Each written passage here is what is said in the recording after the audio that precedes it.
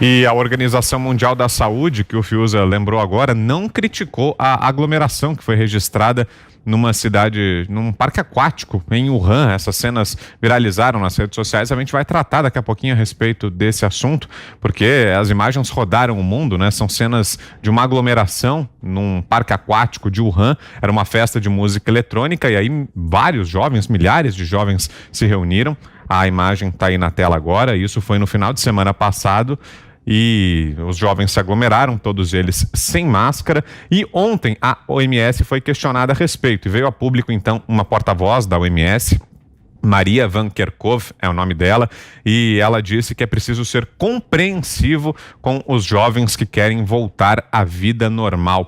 Ô Zé Maria, eu fico me perguntando se esse pronunciamento da OMS seria o mesmo se a festa fosse aqui no Brasil, né? Se essa cena que a gente viu no Parque Aquático de Wuhan fosse aqui no Brasil, será que a OMS diria que é preciso ser compreensivo com os jovens que querem voltar ao normal ou não?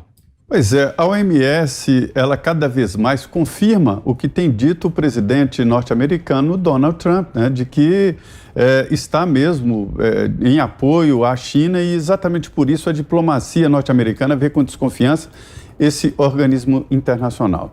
Há quem diga de que a diretoria atual da OMS que é frágil, que é ruim, que não entende, que não faz uma política global e sim uma política chinesa. Isso prega contra a OMS e fragiliza outras instituições que fazem política global. Há uma ausência total de coordenação, de verdade, nesse processo por parte da OMS. Se houvesse, desde o início, haveria sinais claros de como agir nos outros países. O Brasil começou ali mais tarde, o processo da pandemia, começou bem devagar e mais tarde. Se houvesse essa coordenação, os médicos aqui já saberiam com antecedência como cuidar dos pacientes. Isso sim pouparia vidas, porque hoje, por exemplo, já se sabe que a máscara deveria ser usada e não como a OMS falou, máscara é para profissional de saúde. Por outro lado, também é preciso dizer que o atendimento antecipado, precoce, poupa vidas. E não como no início de que, olha, só procure uma unidade hospitalar se você estiver com muita dificuldade de respirar e tal, e aí as pessoas chegavam já tarde e sem tratamento. Então, a OMS faz esse tipo de balanço. Agora, Wuhan, como dizem os chineses, é uma cidade muito grande, não é uma cidade pequena.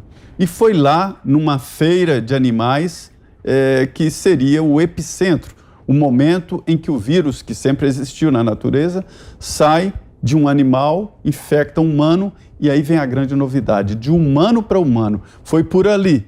E eles demoraram, os chineses, a identificar esse paciente zero, que é importantíssimo num caso assim.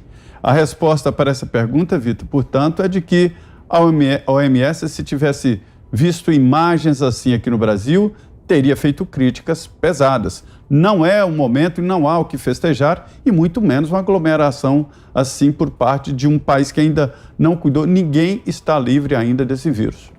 É verdade. Inclusive, a gente vai colocar aí na tela mais uma vez imagens da festa que aconteceu em Wuhan. Enquanto isso, eu trago uma outra informação de uma pesquisa Datafolha que aponta que o número de brasileiros que dizem respeitar o isolamento total apresenta constante queda e atingiu o menor índice em agosto.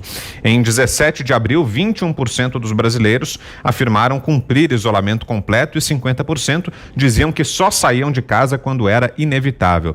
Já em 11 de agosto, na semana passada, então, o total de brasileiros que se diziam em isolamento total foi de 8% e outros 43% alegaram evitar sair. Os mais cuidadosos são os idosos, que fazem parte do grupo de risco.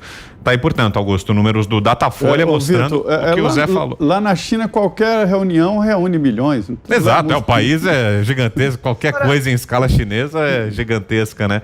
E aqui no Brasil... Vitor, diga, Augusto. O Guilherme fez agora uma observação interessante que eu queria reiterar, e é isso mesmo. O Guilherme disse, olha, eu sou leigo, tal. Somos todos leigos, começando pela OMS. Ninguém sabe o que está acontecendo. O que eu faço, eu também me considero leigo, eu sou, eu faço as perguntas que as pessoas comuns fazem. Está caindo a taxa de isolamento e está caindo também o número de óbitos e de contaminações. Quando nós tivemos o período de isolamento mais rigoroso, subiram as mortes e o número de contaminações. Quero que me expliquem. Estão preocupados porque 47% só, não, menos que isso, aderiram, né? Estão aderindo, está caindo o número dos que aderem. Mas vai acabar isso aí, como mostraram os chineses. Agora, porque está em queda. Isso aí porque o povo cansou. As autoridades erraram a data. E não funcionou. Claro, deu tempo para a fila, ela anda mais lentamente, a fila de pacientes, os hospitais têm tempo de se estruturar. Agora, há fenômenos que gritam por explicações aí. Os hospitais, nenhum dos hospitais chegou ao colapso. Nenhum. Em nenhum lugar. Em todos os lugares, em todas as capitais do Brasil, sobraram leitos nos hospitais da rede particular. Nenhum leito de UTI foi requisitado pelas autoridades. Então não houve o colapso. Tudo bem, para isso serviu o isolamento. Agora, o isolamento impediu que se chegasse aos 100 mil, mais de 100 mil mortos, que a gente lamenta. Agora, cadê o Gilmar Mendes para chamar de genocida o pessoal que comandou o combate ao coronavírus na Bélgica? Esses sim são genocidas pelos números apresentados pelo Vitor. Esses sim. Por que não vêm a culpar? Eles não culpam o governo. Por que o Imperial College não pede desculpas pelas previsões que fez? 1 milhão no Brasil. 2 milhões nos Estados Unidos morreriam. Agora, está caindo, eles ainda estão preocupados com o isolamento.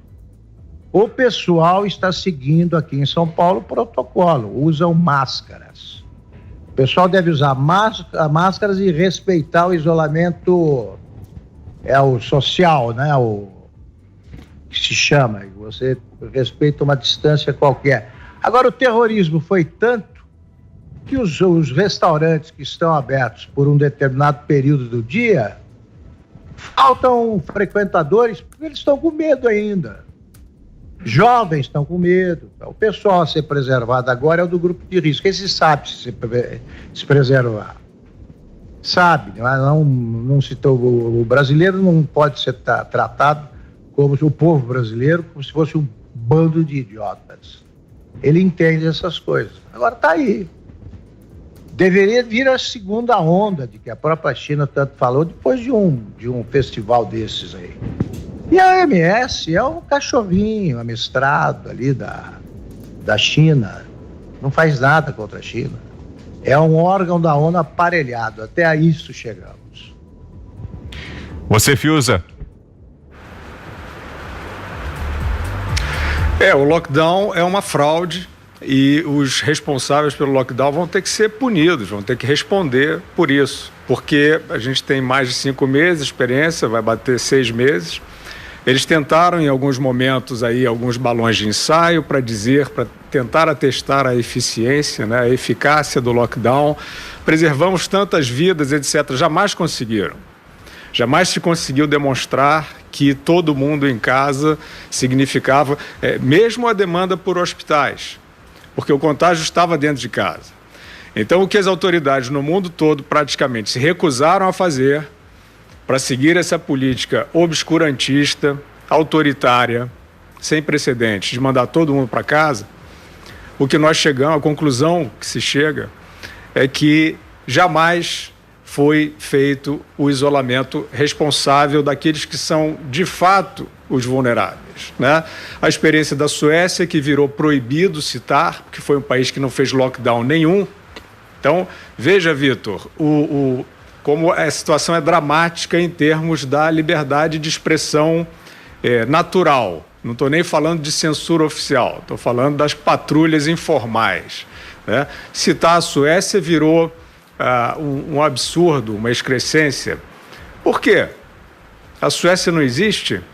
Aquele país que não fez lockdown nenhum e tem menos mortes por milhão do que o Reino Unido, que fez o lockdown total, não pode ser citado por quê? Porque ele desmente o lockdown.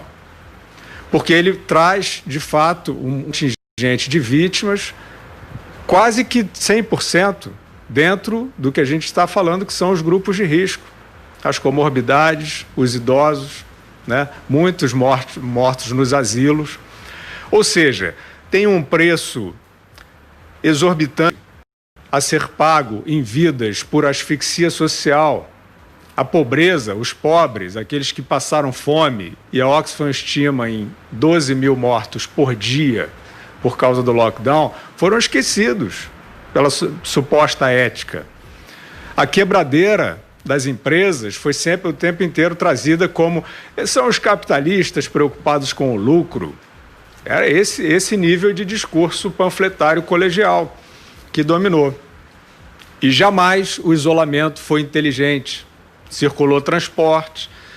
Então, aqui também a ideia não é recriminar, a ideia é tentar trazer para o bom senso. O que se faz daqui para frente? Fecha todo mundo? Não funciona. Desculpem. Não funciona. Arrebenta com as sociedades e não protege nenhum vulnerável do vírus. Não salva uma vida, a não ser que a sociedade passe. E aí tem, o agente público, quantas campanhas pedagógicas poderiam ter acontecido e não aconteceram por uma politização do assunto, né? Para as famílias, dentro das famílias, preservarem, identificar as famílias mais pobres que não sabem aqueles que são mais vulneráveis. Fazerem exames, o agente público chega lá, tentar ver as condições de moradia. As famílias mais remediadas também adotarem como consciência a separação dentro de casa. Criança vai para a escola. Tem um avô, mora com um avô, ou tem um pai que é cardíaco, não pode se encontrar. Esse seria o isolamento. E isso continua sendo um tabu, o que mostra que as medidas até agora de enfrentamento à epidemia de coronavírus são obscurantistas. E os responsáveis vão ter que responder por isso.